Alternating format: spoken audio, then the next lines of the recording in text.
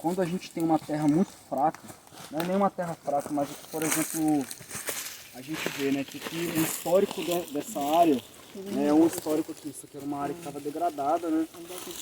E aí foi iniciou esse trabalho de regeneração, mas conforme a gente foi cavando aqui, mexendo, a gente vê que tem uma camada até grande, né, de compactação. E ela vai mais ou menos ali de 20 centímetros até quase 40 centímetros, você tem uma camada dura de terra. Né?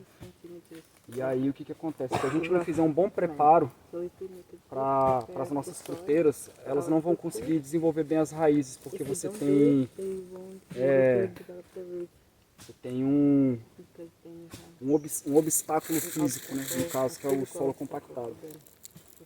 Então quando a gente faz um buraco maior para garantir que as raízes possam se desenvolver,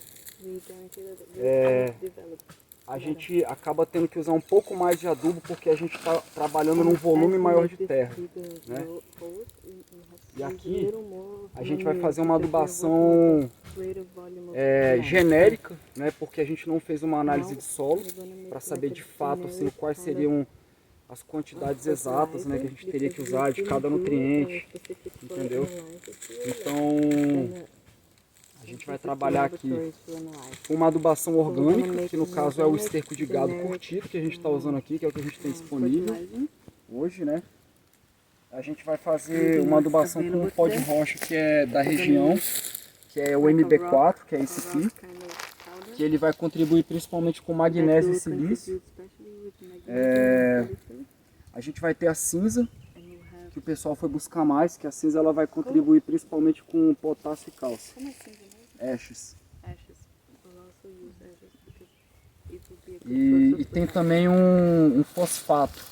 Né? O fosfato é a fonte de fósforo que a gente utiliza. Né? Como a gente está partindo de uma situação assim, aqui não vou dizer que isso aqui está completamente degradado, né?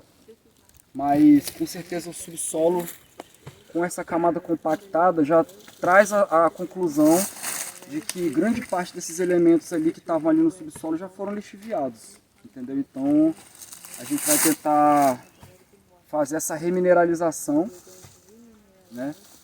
Lembrando que o ideal, né, seria, por exemplo, para cada área que a gente vai trabalhar com a implantação de fruta, a gente fazer primeiro uma adubação verde, né, uma forma mais inteligente de se trabalhar.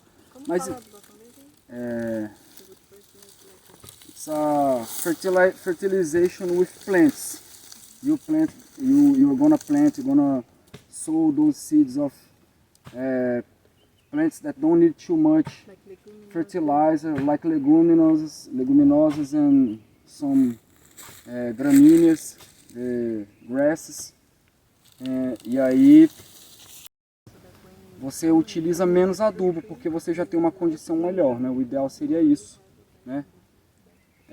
Aqui, como a gente já tinha uma quantidade de matéria orgânica, a gente vê que nessa camada superficial do solo você já tem uma atividade biológica interessante, mas aqui a gente tem um problema que é a compactação, né?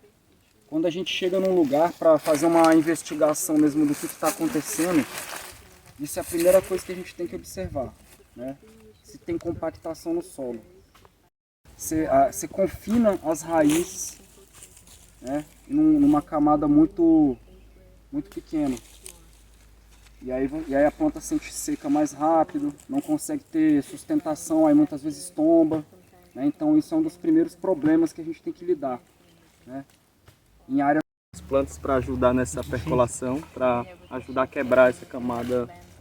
Seria para o feijão? Sim, aqui a gente vai trabalhar com essas plantas na entrelinha. Sim. Porque aqui dentro da linha a gente vai afofar. Entendeu? A gente vai quebrar essa compactação mecanicamente. Entendeu? Só que na entrelinha a gente vai trabalhar com feijão guandu e com margaridão. Né? Que aí eles já começam a fazer esse trabalho que é lento, gradual e constante pelas raízes. Né? Por buraco, né? Que é uma quantidade assim que é grande, né? Mas é justamente isso. É um volume maior de terra que a gente retirou, então a gente tem que botar mais adubo. Né? E vamos usar mais ou menos 500 a 600 gramas do pó de rocha por buraco, né? Uma quantidade também 500 a 600 gramas de cinza e uns 200 a 300 gramas de fosfato por buraco, né? Que é um elemento mais caro, né? Um adubo mais caro. E aí a gente vai dar esse input inicial para a planta, né? Mas através dos processos da decomposição da matéria orgânica, o fósforo, esses outros elementos que já estão aqui, mas estão numa forma indisponível, com o tempo a decomposição vai aumentando o teor desses nutrientes, né? E uma outra estratégia que é muito importante quando a gente fala em adubação é a gente parcelar a adubação. O que é parcelar a adubação? Eu faço uma adubação no plantio, só que eu não vou botar a dose total. Quando dá um mês, mais ou menos, eu jogo mais um pouquinho, né? Porque senão isso ajuda a gente a evitar perdas, né? Ou seja, se eu boto a quantidade toda, a planta não vai conseguir absorver aquilo inicialmente e a água vai levar embora, né? Então, para alguns nutrientes, por exemplo, como o nitrogênio que está presente no esterco, é muito importante a gente parcelar, né? Como o potássio que está na cinza, também é importante a gente parcelar. Por quê? Porque a água carrega ele.